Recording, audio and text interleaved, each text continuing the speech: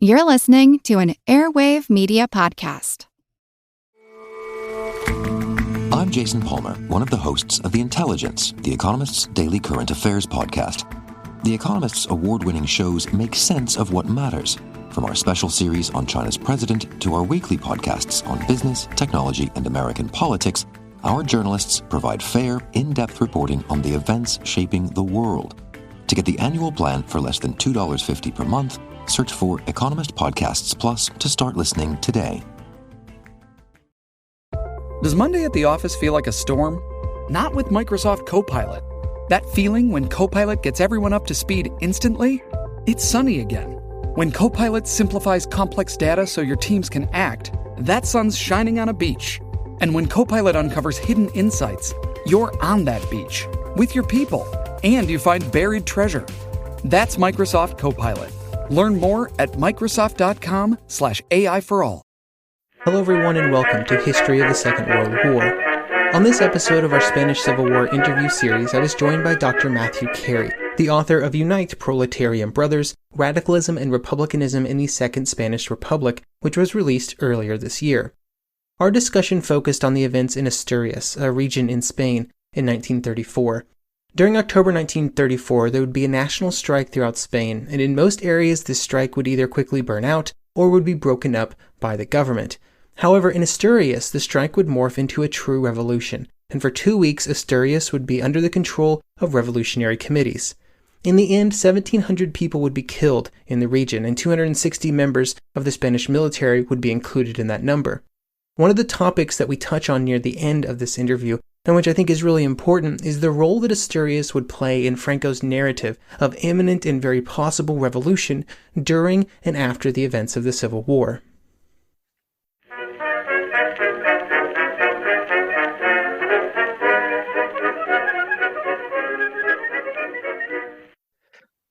And then I bumped my microphone.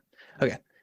Hello, everyone, and welcome to the Spanish Civil War interview series. Today, I'm here with Dr. Matthew Kerry, the author of Unite, Proletarian Brothers, Radicalism and Republicanism in the Second Spanish Republic. Dr. Kerry, how's it going today? It's not too bad, to be honest. It could be a lot worse in the circumstances. Indeed. Very happy to be here. 2020 has been a year, is all I will say. Definitely. Okay, so when I think about socialist revolutionary activity, and I think this is probably pretty common among the people listening to this, I think of urban centers, St. Petersburg, Berlin, Vienna, Paris. But Asturias, where this Asturias revolution takes place, is a region full of coal fields and related economic activity, which doesn't seem very urban to me. So what was this area like in terms of population and density and stuff like that? Well, it's an area, so Asturias is a region which it's varied, it's very mountainous, it's coastal, there is agriculture, and then, as you say, there's this kind of coal mining area to the south of the capital. And this is an area that, although compared to somewhere like the Ruhr in Germany, is quite ruralized, it is nonetheless quite heavily urbanized within its wider context. So we're talking about several steep-sided, kind of winding valleys in which roughly about 150,000 people live. And they live in quite different circumstances depending on the particular area. So lower down the valleys, you have larger, denser settlements with more industry, steel industry, coal, so shafts into the coal pits themselves. But then as you go further up the valleys, you get more agricultural activity, more mountain mines, so mines dug into the side of mountains themselves. And the population here can be quite widely dispersed. So you have quite sometimes thousands living in the kind of the capital of a particular district, and then lots of people who are living in quite small hamlets and villages that are kind of more dotted around kind of the hillsides and further up into the mountains. And in terms of Oviedo itself, so the capital of the region, this is seen and traditionally is very much kind of the bourgeois city of services, of banking, and around 75,000 people lived in the kind of the municipal district of Oviedo itself. But in the capital, it's only about half of that population. The rest live in rural areas, but also kind of industrial towns that are kind of near the capital, producing arms, explosives, and things like cement. So I suppose that Asturias as a region, the coal fields themselves are quite distinctive to an extent. They're quite typical, I suppose, of the north of Spain, but quite different to areas of the south. We're talking about an area that's, in terms of its population, is very different to Madrid and Barcelona and somewhere like Bilbao, of course, with its iron mines, but also quite different to the south of Spain, where you have the agro towns, these kind of very large towns full of agricultural workers. It definitely, in that sense, is much more rural than other areas of Europe. Excellent. And so this area has a kind of a mix of leftist ideological beliefs, much like every other place in Spain at this period. Could you discuss sort of what the mix was in terms of those beliefs in this area and how they kind of coexisted at this time? Yes, certainly. So that in terms of the left itself, and it's important to note as well that there's also a strong strand of republicanism as well, which we generally identify more with the centre. But in terms of the left, we have communists, anarchists, and socialists. So all three exist in this particular area. And they're organised in 1931 into two unions in terms of the coal fields, in terms of the mine workers themselves. And numerically and institutionally, it's the socialists who are the strongest. They have the largest mining union, although it undergoes an important crisis in the 1920s during the Primo de Rivera dictatorship. And it's strong institutionally because it has a large network of political and cultural centres, lots of associations. It has its own schools for children, lending libraries, cooperatives, and a long etc. And the socialists and their membership is recovering in 1931, and they take advantage really of the prestige of being involved in the kind of the proclamation of the Second Republic, and therefore they attract many supporters, many of those who of course deserted them in the 1920s.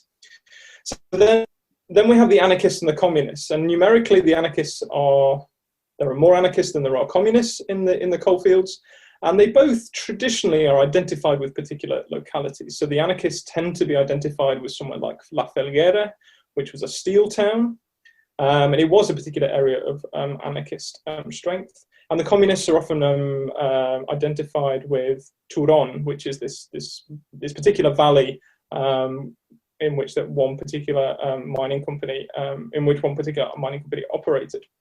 But actually, I think if you dig a bit deeper, these different groups exist. These ideologies exist all over the place in smaller pockets. And so I mentioned the fact that there were two unions. So there is the Socialist Union, and then there is the SUM Union, as it's called, the kind of single mine workers union. This is led by communists, but the rank and file are anarchists, which is not really a very stable combination, though. Communist emphasis on hierarchy, and the anarchist kind of free thinking and kind of direct action strategies. And this comes to a head in 1931. So there's a strike just after the Republic's proclaimed, and it's a real kind of battle between the Socialist mining union and this kind of anarchist communist mining union. It's a bit of a stalemate. The anarchist communist union declares it, but doesn't really win. And actually that union ends up splitting by the end of the year because of the tensions inherent within it. And so there's often been an emphasis from historians about this period, about this place, of the emphasis on a rival between these different unions. The socialists and anarchists and communists didn't get on, which is a story that we might be very kind of familiar with. But I think, what I've tried to emphasize in my work and what I've seen is there's actually quite a lot of workplace cooperation at times. It's not always easy, and there's a lot of resentment, but there are shared practices like assemblies at the pits when there's a strike, and then there'll be votes. There are debates, often quite fractious debates between these different groups. But this collaboration is often at the grassroots, and the union leaderships, particularly the socialist union leadership, does not like the rank and file working with the other group. And the other thing I suppose that's important to mention is the Workers' Alliance. which is emblematic of the revolution of 1934, and it's an agreement signed in late March 1934, and it's seen as the moment in which the anarchists and the socialists put their differences aside and work together, organize the revolution, and this is profoundly important for kind of the rest of the history of the left through the Civil War itself, this cooperation between the two. My view of the Workers' Alliance is more complicated. I don't think it was quite as easy as that. There are a lot of anarchists in the coalfields, for example, who don't actually like this alliance, and it was only narrowly ratified by the anarchist organization in September 1934. And so I think if you look beyond the leadership and the agreements the leaderships are signing, things are both are much more complicated in practice, both more collaboration, but also more friction. You mentioned that there was a socialist, communist, and anarchist presence within these various unions. What was the general relationship between the size of these groups within the larger union structure? The trade union density is really high in this area during the Second Republic, and when it comes to the figures for the mine workers themselves, the vast majority do belong to a union. What is quite interesting, I suppose, in 1933, there is a bit of a shift. So there's been a battle between these different unions to try and capture as many mine workers as possible and to capture members from different unions. 1933, there are these kind of grassroots committees, strike committees, in which mine workers would elect, as well as a socialist delegate, an anarchist delegate, and a communist delegate. They elect a delegate for the unaffiliated as well. There's a recognition that there are a small, and it is a small minority, who do not belong to the socialist, anarchist, or communist ranks, and that they should also have a voice in these committees, which is quite striking, particularly when the socialists are so overwhelmingly powerful institutionally. They have the vast majority of the mine workers are signed up to the socialist mining union. Interesting. So in the years before the Spanish Civil War, from the founding of the Republic in 31 and forward, is a kind of a turbulent political period for Spain. And I know that in 1933, the Spanish elections saw a more traditional conservative government elected. 1933, for most people know, is also kind of a turbulent year in other countries, perhaps in Germany. Was there anything about the events that were happening elsewhere in the world that fueled concerns in Spain, especially among, the people we're talking about right now on the Spanish left, about how they hope to prevent sort of the repression that they saw in other countries at this time? Yeah, yes and no. I think it's difficult, and we can look at this at different levels. I think when we look at the kind of the national level and the socialist movement on a national level, I shouldn't say national socialist movement, because in this particular issue it becomes even more complicated. But in terms of the socialist movement, there is a particular figure, Francisco Largo Caballero, hugely important, Minister of Labour at the beginning of the Republic, and he becomes kind of the leader of both the party and the Socialist Trade Union between 33 and 34, and he's the one who is kind of the brains, supposedly, behind the 1934 revolution. And there's a socialist who's a particular influence on him, who is in fact the ambassador to Germany through 1932 and 33. So he sees kind of the crisis of the kind of the end of the Weimar regime, and he feeds through his writings and through his reports to the socialist movement what is going on in Germany. So there is certainly an awareness of what's going on in Germany. Now, if you look at the level of what's happening in Asturias, what I've tracked is the emergence, really, of the word fascist in the press, in the socialist press, in Asturias. That really only happens after Hitler becomes chancellor in early 1933. So there is kind of, there is an awareness of fascism, There's not really an understanding of what fascism really is, particularly how fascism would work in Spain, given its kind of Catholic traditions or a particular Catholic part to the political culture, and given the way that the majority party on the right was very Catholic, it wasn't exactly clear how fascism would work in Spain. And it's not clear really whether fascism is just a way of repressing the left or whether it is a more generative political project in its own right. And I think that there is really a lack of understanding of what's going on. And it's easy to just dismiss fascism as just, in the Marxist way as it was at the time, as simply kind of another crisis or the final crisis of capitalism itself. And so through 1933, there's both a kind of a lack of understanding, but also kind of also a dismissal of it, that there doesn't really seem to be fascism in a Spanish context, which is true in the sense that the Spanish fascist party as we know it, the Falange, was only founded at the end of 1933. And so there is, I don't really see much of a learning of what, of lessons from Germany, so to speak, in 1933 itself. 1934, in the wake of the elections, and with the changing government, there's greater fear. There's a much sharper edge to the political struggles in 1934.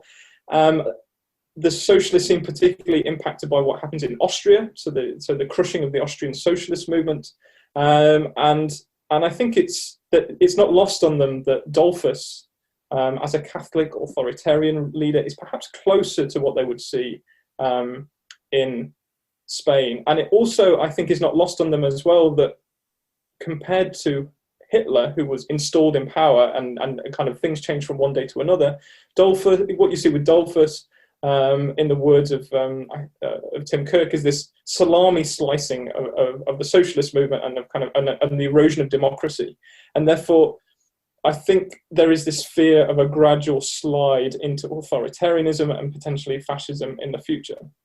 And so the remedy for all of this that's talked about and is shouted about in the press is some kind of working class unity. But I don't really see a kind of a real strong kind of analysis of what's gone on in Germany and what the problem is at this moment in time. And there seems to be kind of this fleeing, there's a phrase in Spanish of kind of fleeing forwards towards this planning of the insurrection, that this seems to be the solution. Attack is the best form of defense to an extent. And that, I suppose, is where the revolution of 1934 can be positioned. Okay. And speaking of that 1934 revolution, there was a general strike, or a call for a general strike in late 1934. And these strikes would occur in many areas of Spain, it seems like, and there would be some violence. But it was only in Asturias that it ended up being a sustained revolution. How did it only happen in one place? Like, what happened elsewhere to where they sort of backed out, or whatever happened in those areas? And was it simply the fact that those others didn't necessarily fail? It just so happened to only work in Asturias? It's a very interesting question, and I'm not sure really that anyone has really answered this adequately, to my mind. And I also include myself in that.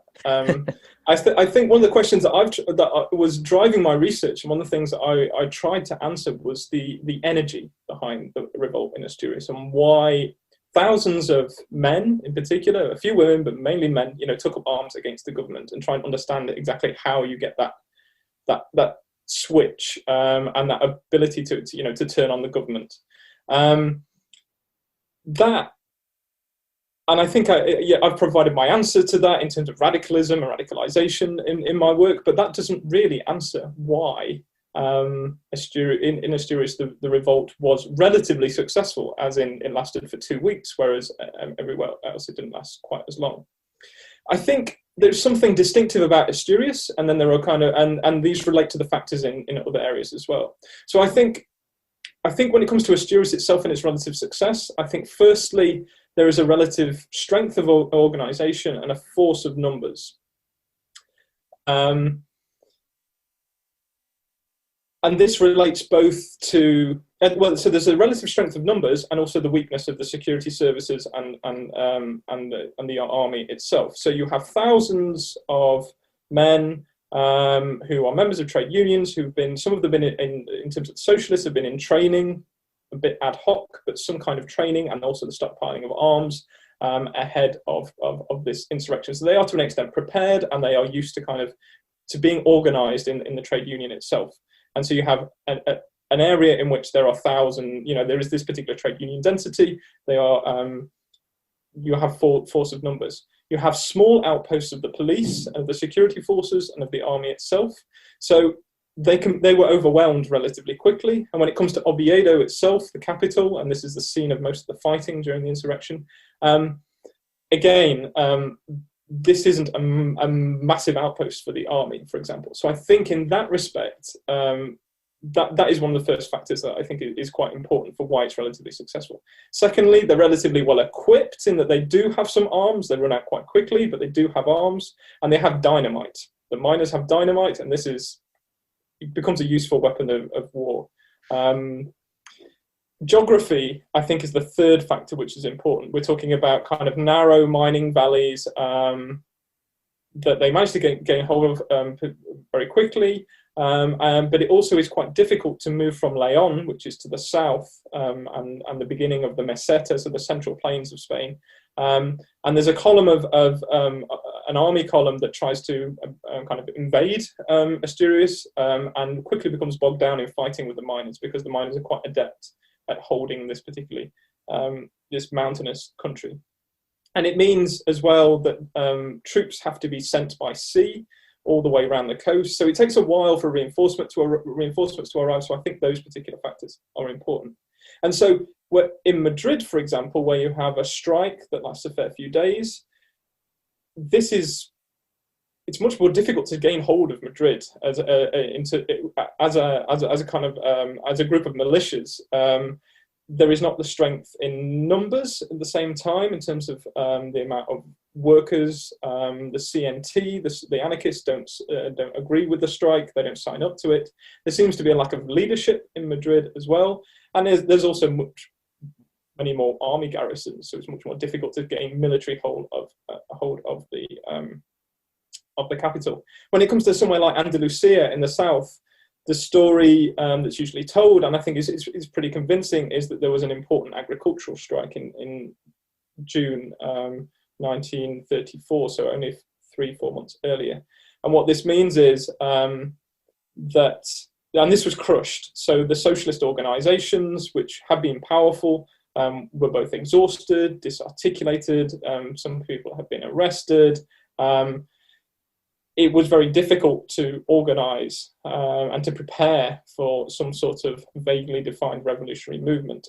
The Basque Country, I think it's no coincidence, this is the area where you see kind of the strongest reaction along with Asturias itself, particularly around Bilbao. And these, again, are kind of a very dense industrial area that haven't been exhausted by an agricultural strike in the same way that South has. And so here, and there are also arms factories dotted around Eibar and the like. So there you have arms, you have a proletariat who is willing to use them, and therefore that is why there is a more sustained revolt there as well. Events in Catalonia, I think, are quite different. So in the midst of the crisis, at the beginning of these kind of strikes and insurrections, on the 6th, from the 5th to the 6th of October 1934, Lluís Companys, the president of the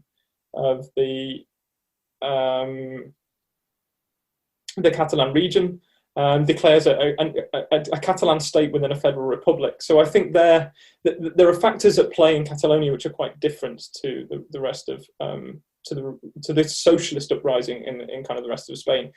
Companys is taking advantage of this crisis. He is a Catalan nationalist, and there is a long-running matter in Catalonia around a particular form agrarian reform, which has caused a government crisis over the summer. So there is kind of friction and resentment between the Catalan nationalists and Madrid, and I think this is what leads to a very short-lived, it barely lasts 12 hours, this Catalan republic within a federal state.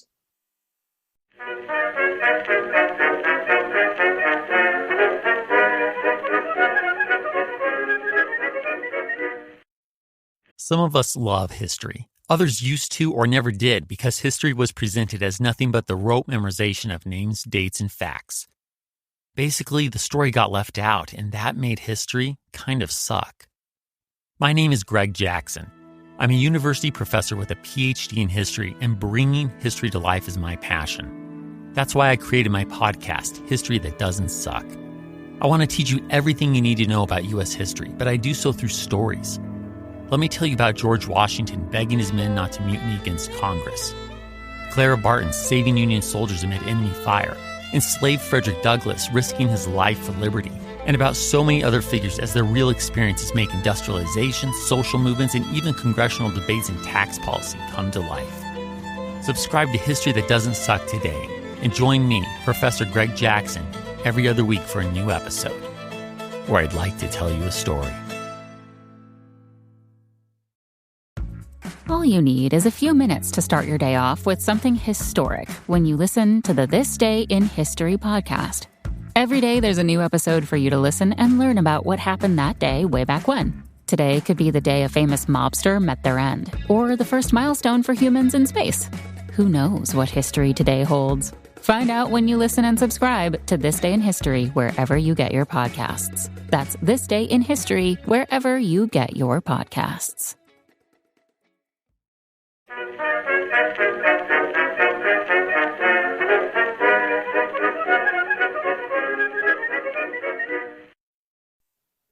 Interesting. So you mentioned that in Asturias, this kind of continues for a couple of weeks. And so how was the revolution controlled during those 2 weeks? Were there revolutionary committees? How were they organized and coordinated? Yeah, so there are a number of revolutionary committees. There is what is called, and it styles itself as the provincial revolutionary committees, and then a series of kind of local level committees themselves. And the provincial level committees seem to be very much to be in control of the insurrection, and it's identified with particularly prominent figures like Bellarmino Tomás, who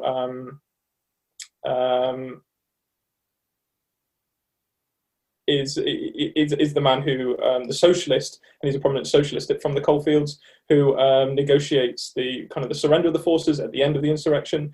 Ramon González Peña is seen as the generalissimo of the insurrection itself, and he's also a member.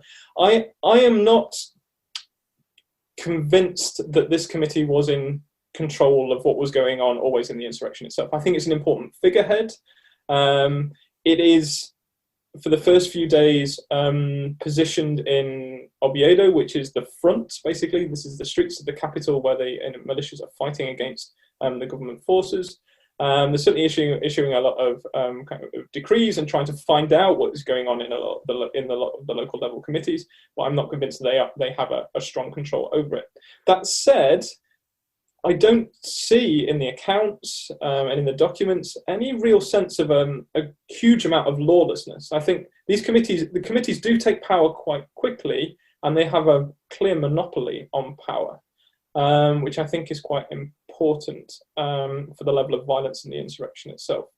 So if we go down to the local level committees, these, compared to, say, at the end of the First World War, when we have the kind of council communism, the committees in Asturias here in 1934 are not, for example, based at the factory or the mine. They're based very much at the level of the locality.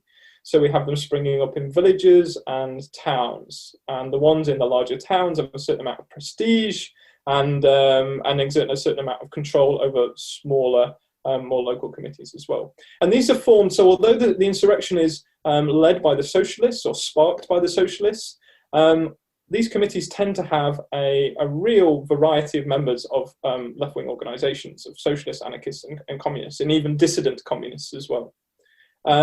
And it seems that there really was a commitment or an attempt to recognise that although, for example, in Mieres, the number of dissident communists was really a handful or a couple of handfuls at most, they deserved a delegate. That although the socialists outnumbered them by many, many, many to one, it made sense to actually give everybody a voice in a certain democratic manner. So we have those local level committees, and then we have the provincial level committees as well. And then it's important also to differentiate between three different periods. So for the first 6 days, there is the first wave of committees that establish themselves, proclaim the revolution. Once it becomes clear that the revolutionaries are actually on the back foot and that they don't have support in the rest of Spain, there is a wobble, there is a crisis, and in fact the provincial committee decrees kind of a retreat, but the militias keep fighting, which may be a question of lack of communication, and some of the local committees do dissolve themselves, do disappear, and they are, and including the provincial committee itself, and they are replaced by a kind of more radical wave of committees of younger socialists and communists. But this only lasts for a day before it's replaced by a kind of a more moderate final phase, and this is the one led by Belarmino Tomás, and he is the one who eventually kind of organizes a kind of surrender with the army itself. So mostly during the first the first 6 days, that first committee, what was their goal? From reading your book, it seems pretty ambiguous, perhaps a bit unrealistic, which happens a lot with these revolutionary movements. So what were they hoping to achieve in those first 6 days when they thought something was possible? I suppose my way of looking at the revolution itself is very much as a contradictory and multifaceted phenomenon. And so I think there's often been a tendency amongst historians to try and pin a kind of a single word onto what the revolution was and what it wanted to achieve. And I suppose I tried to do that to begin with, and then realised in some respects it was quite a futile exercise. And I think if you go back to the fact that this is a socialist organised movement, and the plans were set for a kind of revolutionary movement that was very hazily defined over the previous months. In his memoirs, Largo Caballero, the organizer, details some of the instructions that were given out to given to local socialist organizations, which talk about seizing bridges and seizing telecommunications and ensuring control locally. But it's not really clear in that what he actually wanted. And I suppose my interpretation of what he wanted from a national level was for this movement to be subordinate, I think, to national level political concerns. And so the insurrection or the movement is sparked by the arrival of the Ceda, so this large Catholic right-wing political party. Its ascent to power, it enters government for the first time, which is interpreted as a threat to the Republic. And so I think what Largo Caballero wants to see is a show of strength by socialists, some kind of revolutionary strike that paralyzes the country, and that either leads to some sort of government crisis and the Ceda have to leave, the government's dissolved, a new one appointed, or even the end of the legislature itself and new elections somehow. I think that's what he wants. So I think from Madrid, the order is for a strike, and that seems pretty clear. But what happens in Asturias, of course, is not really a strike at all, even though it's often called a strike in the wider scholarship.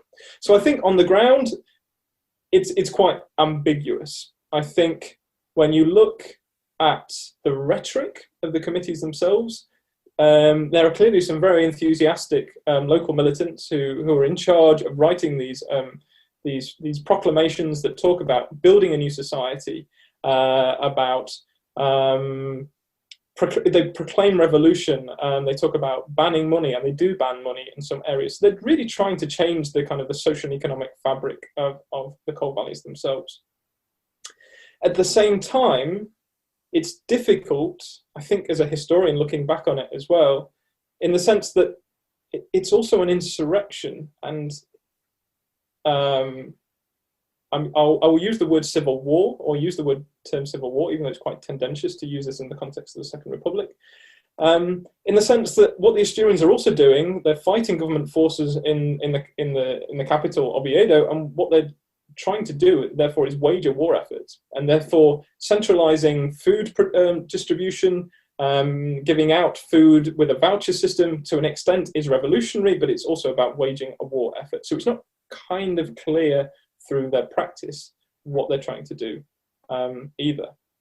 And it's also, and if you go to particular examples, and there's a fascinating example in La Viana, high up in the coalfields as well, which is really interesting. And it shows how kind of paradoxical this particular movement was, I suppose, like any revolution. So they banned money, they tried to stop people using money, but at the same time they organised, and when I say they, I mean the Revolutionary Committee, they organised a collection for local shopkeepers to ensure they didn't go bust, to ensure that they would have some money at the end of this. So there's a combination of kind of revolutionary ideals about how you put some kind of left-wing utopia into practice, or call it into being in the present day. But at the same time, there's an attempt to kind of not destroy the foundations of local society. So on the one hand, you have a couple of miners who are potentially throwing their tools away and saying, right, that's it, we've now reached the kind of the socialist utopia. And at the same time, the unions are trying to keep the blast furnaces warm so they don't cool and crack, and they're trying to keep the mines from filling with water because they know they will need to keep the economy going. So there's lots of different things, I think, going on for those first few days. I think there are genuine desires for revolution amongst some. I'm not sure whether the leaders really thought that a revolution was possible. There's a scene with one of the socialists, the veteran Asturian socialists, in which he's described as receiving prisoners that the militia patrols have made, and they've arrested local rightists, and they bring them before him in a sort of kind of for him to enact revolutionary judgment. And he basically frees them all. He's not convinced by this idea of a new revolutionary society with a new system of justice. But the militias are quite happy with this. They have gone through the motions of enacting revolutionary justice. So I think there are elements of revolution in there. I'm not sure kind of what, if it had lasted longer, what would have become of it. But certainly it's a paradoxical and a contradictory, multifaceted movement and moment. Interesting.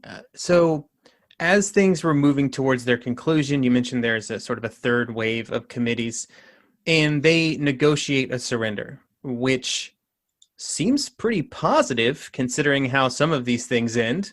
How was that process like, and were those negotiations sort of honored on the other side of the termination of hostilities, I guess?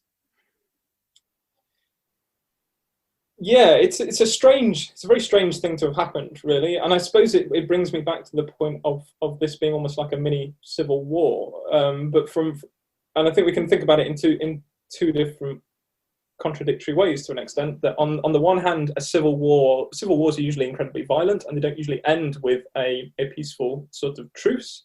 And therefore it doesn't make it seem like a civil war. At the same time, this does seem like a war in the sense that you have the government forces recognizing almost the legitimate authority of the revolutionary authorities themselves, which seems pretty bizarre.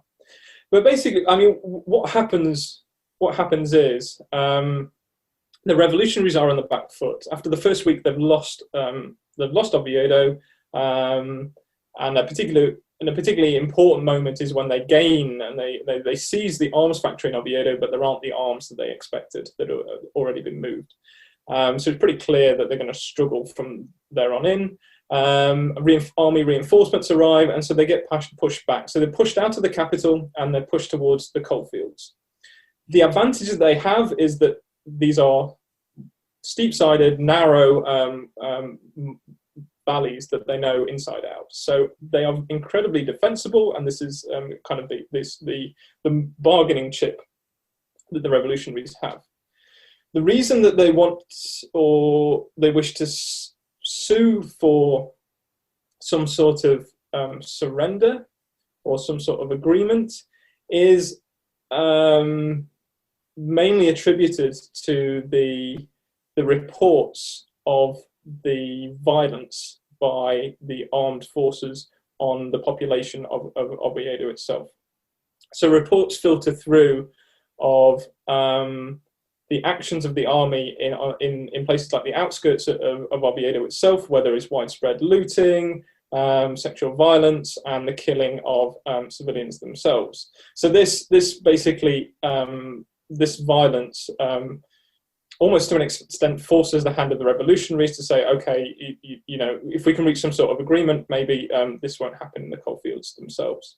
And so one of the stipulations is that the colonial troops that form part of this column, that they won't enter as part of the vanguard because they're perceived to be particularly violent.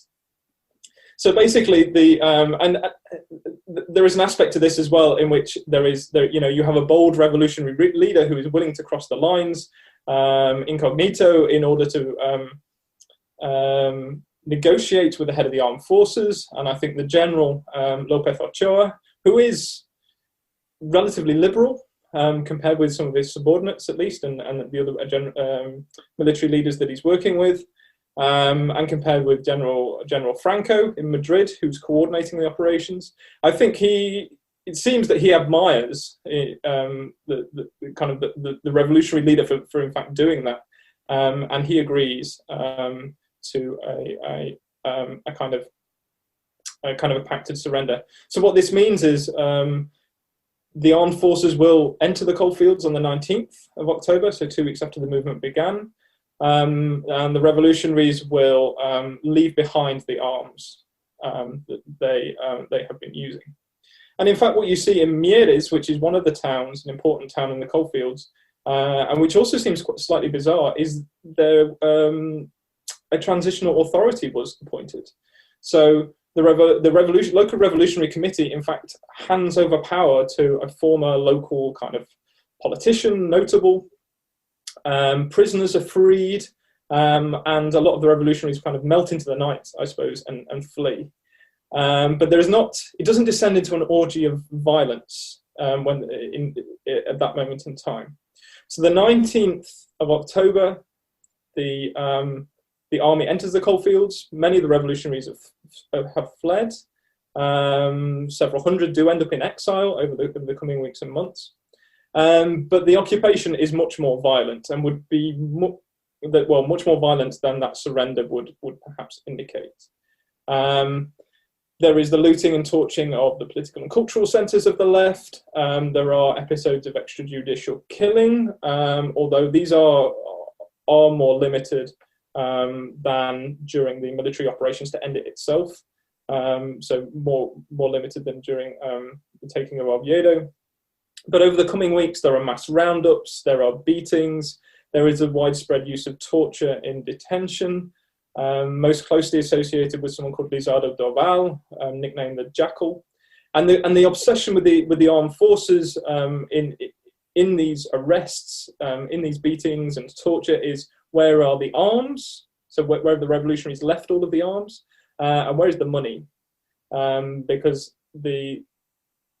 during the assault on Oviedo and just before the retreat, the revolutionaries had broken into a bank and broken into a vault and taken a large sum of money. So it was, where is this money?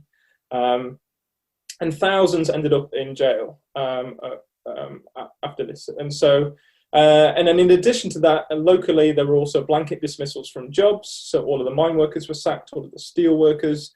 There was an introduction of ID cards to allow workers to actually regain their job. There was a purge of teachers and the local administration. So it is both violent, but also completely kind of restructures the local labour market, and also questions of sociability as well. Cultural centres are completely shut down or turned into sites of torture as well. Okay, so what happens with the mines? Like, the workers who work there were part of the unions, and now they don't. Did they bring in other people, or? I think there is a certain. I'm not actually aware of inward migration to an extent. What you have, I think, are a number of workers who are able to at least navigate this context and regain their jobs. There is a case of a civil guardsman, so one of the policemen, who basically was, as the mine workers were filing up to the mine to basically ask for their jobs back, he would basically sit there and he would vet all of them individually, and he was basically looking for those who had attacked the civil guard post when the attack that he basically survived. So I think there were, as long as you weren't one of the leaders, then it was probably possible to slip through the cracks itself. And the fact that you do see some attempts at strikes, were quite difficult to organise in a situation in which trade unions and left-wing political parties are banned, and there's no press either locally. Really, in 1935, and they can't talk about strikes. There's no left-wing press that can talk about strikes. It's therefore there is an organisation, but it's underground, not very well articulated. But there are some strikes itself. So I think that indicates that yes, mine workers could continue to work even though they've been members of the trade union. It was very difficult to do so if you were one of the leaders itself. Okay. And of course, one of the things is that actually it takes a long time for production to be ramped up. So it's not as if it takes a long time for mines to actually reopen. And the same with the steelworks. Even months after the insurrection, you don't see the same amount of production. So the same amount of mine workers was not needed. Okay. So after the revolution was over, obviously, by that point, you're talking about 1935, during the occupation, we're very close to another large event in Spanish history. So were there any sort of lessons that were learned during this event that would alter the course of what people would do at the beginning of the Spanish Civil War?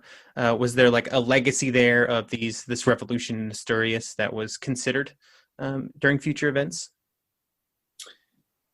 The relationship between of the insurrection to the Civil War is a very interesting question, and I think, and it's one that scholars really don't like to talk about a lot. And I think this is because if we fast forward to the end of the Spanish Civil War, basically, and the victorious, or not quite yet victorious, Francoists introduce a law called the Law of Political Responsibilities, which backdates in many ways the beginning of the Spanish Civil War. Retrospectively, support for the left, as well as fighting in the Asturian October, or any kind of event from October 1934 to July 1936, is folded into the Civil War, and therefore this period becomes one of kind of revolutionary activity that justified the war itself from a Francoist point of view. So it's very difficult at times. So historians have been very reticent to draw kind of any parallels between 1934 and 1936. At the same time, I think often the place of Asturias in the context of the Republic as a whole is underplayed, that we have this 2-week insurrection, 1,500 die. It is massively important as a turning point in some respects for the Republic as a whole. And it's clearly it's crucial to the political events over the subsequent months. So the importance of amnesty, so an amnesty for the prisoners, for these thousands who've been thrown into jail for participating in the Asturian October. And so this is hugely, I think this is the most powerful motor behind the victory of the Popular Front in February 1936. But also for the right, the revolution gives or provides kind of material proof of the threat of revolution itself, and the memory of Red Asturias, the threat of Bolshevism on Spanish soil can be invoked over the course of the election campaign, and this idea of the army as central to law and order and as guardian of the patria, I think it predates 1934, but I think it really becomes cemented by the insurrection itself. So I think the insurrection is important to political polarization on a national level, and to providing the kind of the energy behind the election campaign in 1936, and also to an extent in explaining kind of the results, the support for each side. But I think it also provides a lot of kind of the language, the political language and the political coordinates of that time as well, and also prefigures some of Francoism in that respect, in terms of what Francoist identity would be. Ironically, I think, one of the interesting things about the Asturian October is that despite it being a left-wing insurrection, what it does, it is the end of left-wing insurrectionism in Spain to an extent. The anarchists distance themselves from using insurrectionary methods in spring 1936. The socialists have shelved it as well, despite their radical rhetoric. And I think in Asturias itself, in 1936, the Asturian October is critical to how left-wing militants see themselves and see one another. And ironically, this leads to a certain amount of crisis and fragmentation locally, because a lot of people do not live up to the revolutionary myth, understandably. A lot of people have been broken by the repression, or did not stand on the barricade at the right moment in time in 1934, and these people are denounced or boycotted, or have to prove their worth again in 1936. So locally, it's quite a fractious time. So certainly, there is an important legacy of the insurrection itself, and in terms of providing, I suppose, the experience of kind of revolutionary collaboration, revolutionary cooperation amongst the left, which will be seen during the Civil War itself.